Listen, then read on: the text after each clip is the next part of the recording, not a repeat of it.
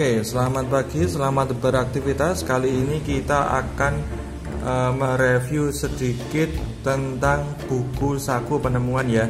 Jadi sebelum belajar kimia, kita itu harus memahami dulu dasar dari kimia. Dasar dari kimia di sini itu sesuatu hal yang membuat kita penasaran. Kenapa kita harus belajar kimia? Jadi sesuatu apa yang membuat kita bisa penasaran dan memacu semangat kita untuk belajar.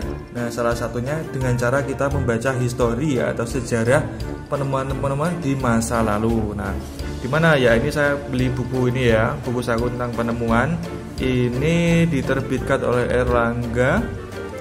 Sudah lama sekali ini, kurang lebih tahun 2006 saya belinya. Ini buku saku tentang penemuan-penemuan. Jadi penemuan yang jadul-jadul ini ya. Kita coba ya, kita lihat dulu. Nah, covernya tapi bagus. Nah, gambarnya yuk bagus lah, glossy gini. Nah, mulai dari pesawat terbang, di daftar isinya ada gambar pesawat terbang. Kemudian ada pendahuluan, kehidupan sehari-hari, perdagangan industri, sains komunikasi, dan sampai selesai. Nah, jadi nanti di buku ini ada macam-macam ya. Ada macam-macam petunjuk bukunya, ada nanti disertai dengan gambar. Disertai dengan gambar sama label, judul, dan keterangannya. Keterangan ini gambar apa? Kayak gitu. Terus tentang apa lagi nih? Nah, tentang apa itu penemuan. Jadi dulu sepedanya keren nih. Nah, ini masa dibuat zaman lalu ini kok tapi keren ya. Nah, ini sepeda sekarang tapi modelnya zaman dulu ini kayaknya. Ini ada jeruji kawat, ada sepeda. Nah, paten sepeda ternyata juga ada patennya ini. Nah, penemu biasanya mendaftarkan paten sebagai pelindung terhadap ide mereka. Paten ialah dokumen sah yang melarang orang lain menjiplak atau menggunakan ide. Kata paten berasal dari bahasa Latin literasi patente, yang berarti surat terbuka. Wah, surat terbuka, surat cinta ini. Tapi beda.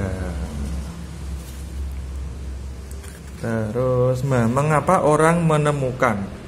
Jadi orang menemukan itu nggak seperti orang menemukan uang di jalan tuh, tiba-tiba ada, tiba-tiba menemukan tuh, nggak seperti itu. Jadi itu melalui proses yang panjang. Jadi mencari, belajar, meneliti, baru menemukan kesimpulan. Jadi kak menemukan, saya menemukan mangga yang jatuh, wah itu nemu bahasa Jawa. Oke ya, pembunuhan kebutuhan. Jadi orang-orang menemukan itu yang pertama untuk memenuhi kebutuhan ekonominya, mempermudah. Nah, ini menemukan puntalan terbang, tempat untuk benang. Duluan pakai apa itu, kayak kelaras kelopo atau daun-daunan ya. Kita pakai rok celana itu, terus kita buat puntalan terbang untuk tempat memintal benang. Masih ada yang pengen pakai daun, enggak ya. Terus kemudian ada untuk memenuhi kebutuhan sosial. Kebutuhan sosial ini lebih kepada kenyamanan, keamanan, dan kebersihan gitu ya. Nah, ada apa lagi ini? Ada kunci ya, anak-anak kunci ya. Jadi kunci zaman dulu itu seperti ini. Nah, bentuknya keren nih ya, bentuknya ada kayak huruf Cina nih. Nah, keren ya. Ini ada bolongan gantungan ini ya. Kalau zaman sekarang dikasih gantungan kunci, zaman dulu dikasih apa kayak kasih tasbih atau dikasih apa ya, biji-bijian. Itu. Terus agar untuk hidup nyaman. Jadi ini sistem tungku pemanas. Manas tungku untuk membuat hidup lebih nyaman, lebih hangat kayak gitu. Di musim dingin itu enggak kedinginan, jadi lebih hangat. Ada lagi untuk penyedot debu. Nah, zaman dulu penyedot debunya seperti ini. Hampir mirip dengan sekarang ya. Kalau sekarang lebih didominasi oleh plastik dan logam. Kalau zaman dulu logam dan kayu. Ini alat debobnya, ini motornya, ini tempat kotorannya. Nah, gitu. gitu. Lumayan ya, keren ya. Zaman dulu sudah bisa membuat seperti ini. Kemudian ini juga nih obat sakit kepala nih, aspirin, terus ini oksigen persil. Nah, ini obat-obatan biar sehat. Ada riwayat sebuah penemuan. Jadi penemuan itu ada riwayatnya. Semakin lama semakin berkembang. Penemuan satu akan diperbarui oleh penemuan selanjutnya. Penemuan selanjutnya akan direnovasi lagi, diperbaiki lagi oleh penemuan yang selanjutnya lagi, kayak gitu. Ini mesin pembuatan kunci, mesin jarum kunci buatan Howe. Seperti ini. Kemudian ini untuk mesin benang juga ya, yang lebih modern. Tapi ini tahun 90-an seperti ini. Nah sekarang sudah eranya digital, ini diperbarui dengan tenaga dan kecerdasan. Mesin jahit elektronik yang modern, yang zaman kita itu pakai ini, yang modern ya. Ada yang masih pakai gini di sekolah? Nggak ada ya. Nah, ini penemuan yang gagal. Jadi selain penemuan yang berhasil, itu juga banyak penemuan yang gagal. Yang gagal artinya tidak sesuai dengan sasaran. Nah, kenapa penemuan yang gagal? Dicontohnya kayak gini, baling-baling berputar menghasilkan angin dingin. Nah, padahal yang digerakkan pakai gas, jadi malah anginnya panas kena gas ya. Kemudian orang juga dulu pernah pakai sayap gini. Nah, sayap gini untuk terbang seperti burung. Jadi niru-niru burung, taunya gak kuat tangannya, gak apa deh, terus seblok kayak gitu. Terus ini kayak burung elang ini, sayap terbuat dari kayu dan kanvas, dudukan mesin uap. Jadi zaman dulu tuh orang sangat ingin bisa terbang. Gimana caranya biar manusia itu bisa terbang? Nah, bisa terbang, bisa menyelam, bisa jalan kaki, bisa menggelinding kayak gitu. Keinginan manusia ya banyak ini. Nah, sulit kalau memenuhi keinginan manusia ini, nggak ada habis-habisnya. Nah terus ini mesin pengupas apel. Jadi orang dulu juga lumayan malas yo, apel dikupas. Nah ini ternyata bukan menghemat waktu, malah lama sekali ini dipakainya, kesuwen langsung dikupas pakai tangan, sacet wes beres sekarang yo. Ini mesin pengupas apelnya itu. Apalagi lah ini lebih ke kehidupan sehari-hari. Ini sangat menarik sekali ya. Kita seperti flashback ke masa lalu. Kita seperti masuk ke kotaan Doraemon, mesin waktu Doraemon kan masuk di laci. Lah gitu kita ini masuk ke laci, terus kita mengarungi kehidupan di masa lalu. Ini kehidupan sehari-hari zaman dulu itu seperti apa gitu.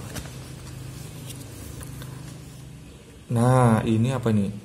Penemuan memainkan peranan penting dalam kehidupan sehari-hari. Ini mesin perapian listrik. Perapian karena di Eropa di sana ya, musimnya kan ada 4 musim, ada musim dingin. Jadi ben hangat piye carane, kita berpikir gitu. Di Indonesia kan nggak terlalu penting ya, yang penting lah anget ya. Ya, kipasan dijebol adem yo kemulan gitu aja, udah beres, perlu repot-repot.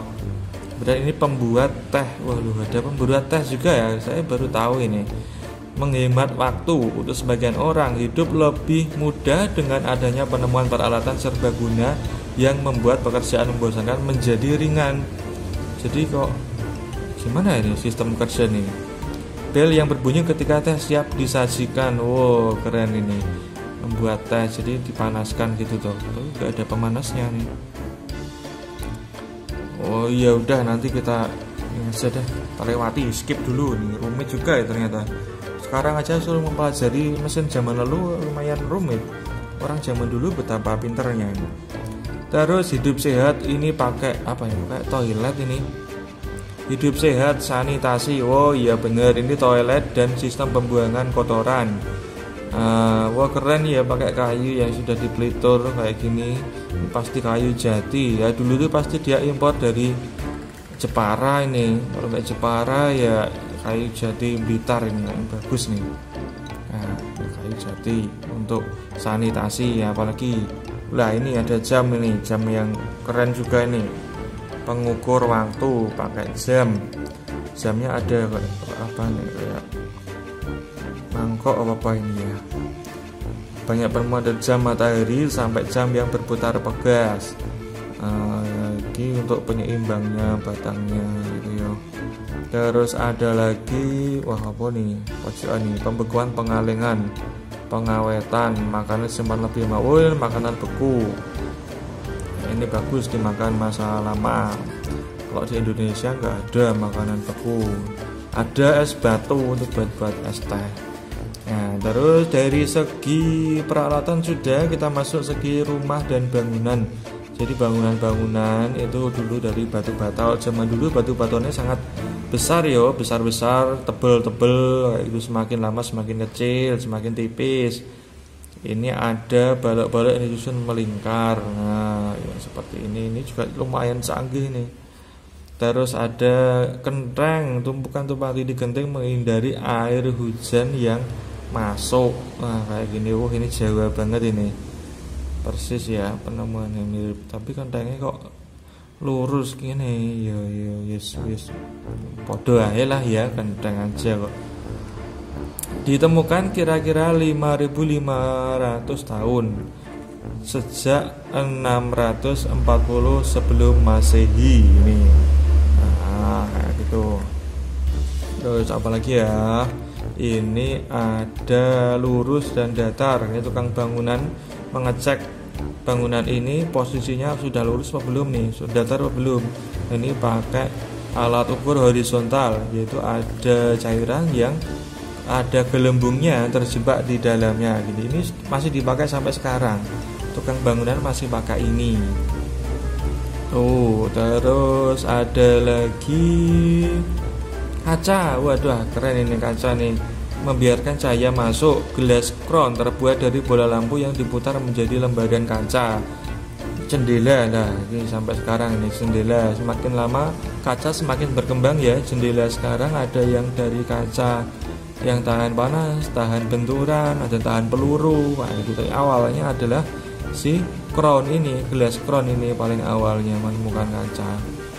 Kecuali kaca sinter kelas ya, siapa itu, Cinderella itu sepatu kaca itu nggak tahu asalnya dari mana. Jangan-jangan pada abad 12 itu di Perancis. Sama ya, Cinderella kan dari Perancis juga itu. Ini buat kaca sepatunya nggak pecah atau licin. Terus ada lagi cat emulsi ya, pada tahun 1930-an. Emulsi itu digunakan lebih aman daripada cat minyak karena tidak menghasilkan uap racun dan kurang reaktif terhadap api. Nah, kayak gitu.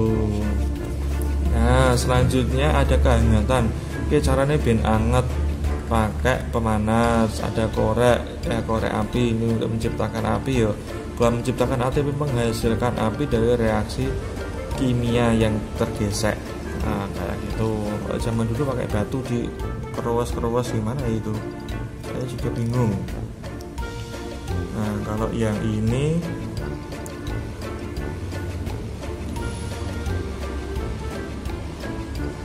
korek api. Ada lagi yang pemanas menggunakan reflektor. Pakai sinar mataharinya kena sini, terrefleksi menuju ini.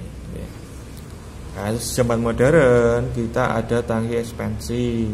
Kayak gini dalam rumah ya, rumah kita kalau ada air panas, ada air dingin, kita bisa menyimpan dan mengotak-ngatiknya. Bisa di rumah, kadang rumah ya jarang ya, yang sering itu di hotel, itu pun pakai listrik. Kalau zaman dulu pakai kayak gini, reflektor. Ada lagi tentang penerangan. Lah ini penting dan bagus ini tentang penerangan. Nah, tentang penerangan. Jadi penerangan itu mulai dari minyak. Orang menerangi pertama dari api. Apinya dari minyak yang dibakar, nanti menghasilkan api dan cahayanya itu yang menerangi. Walaupun sebenarnya energinya banyak yang lepas dalam bentuk panas, tapi tetap aja cahayanya yang digunakan untuk menerangi. Terus ini lebih modern sedikit, ada lampu minyak dengan sumbu wadah yang cekung. Ini lampu minyak lucu ya, keren ya. Wah, ini lampu minyaknya.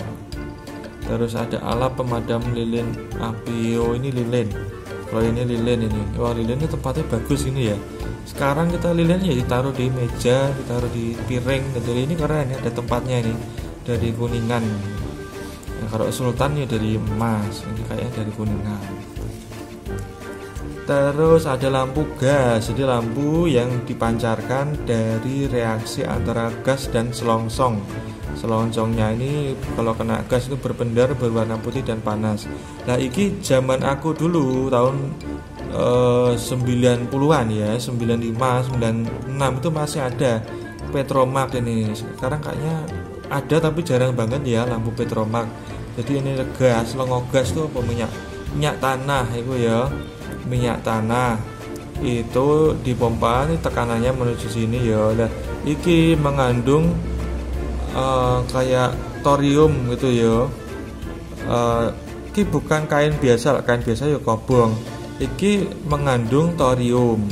Thorium itu menyerap api yang panas, kemudian memancarkan dalam bentuk cahaya yang terang, sangat terang dia. Kayak gitu. Terus apalagi ya nih? Ada lampu pijar sama lampu listrik dulu. Ini lampu dop.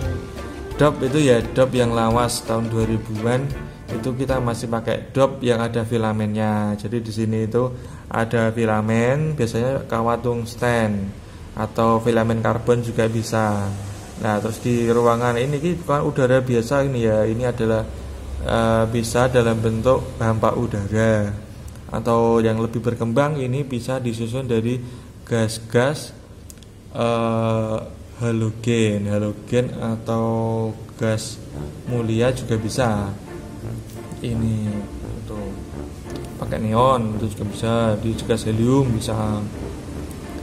Terus berkembang lagi menjadi lampu pijar. Lampu pijar ini tahun 1935. Ini listriknya lebih sedikit daripada yang pakai filamen ini. Lampu pijar ini ya, nyalanya juga terang. Sekarang masih ada ini. Nah, ini saingannya LED. Nah, banyak ini Philips banyak seperti ini. Modelnya macam-macam. Beli pas promo. Nah, hidup lebih mudah dengan menggunakan alat-alat yang diciptakan. Ini penghisap debu, mesin cuci, mesin cuci ini zaman dulu gini ya.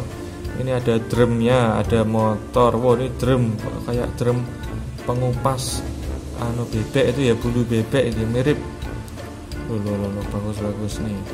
Terus ada lagi setrika. Nah, setrika uap. Nah, zaman aku kecil tahun 90-an ini masih ada setrika uap.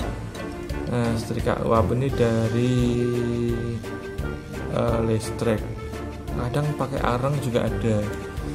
Ditemukan oleh Henry Shelley. Nah, ada juga menjahit. Iki pemotong rumput loh. Ini usaha pemotong rumput ya. Memotong rumput seperti ini. Sekarang lebih simpel, ini pasti berat banget. Memotong rumput itu besi kabeh.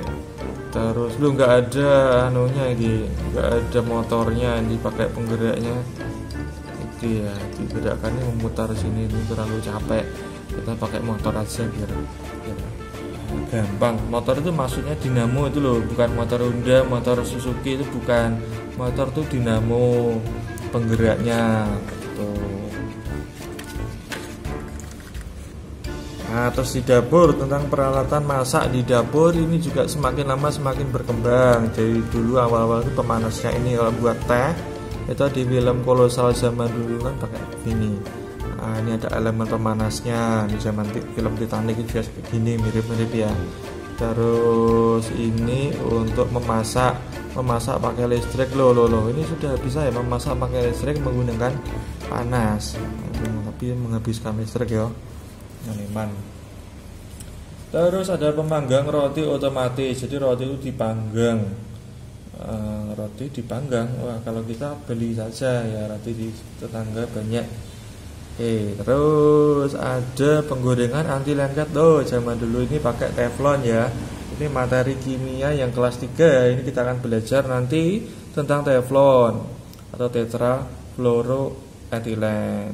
Ditemukan pada 1941 oleh Roy Plunkett. Berarti Plunkett berarti anti lengket. Namanya udah cocok dengan penemuannya. Kayak gitu. Oke, setelah ini kita masuk tentang bab makanan dan minuman. Tapi kita break dulu ya. Saya mau minum jus dulu. Sampai sini dulu. Wassalamualaikum.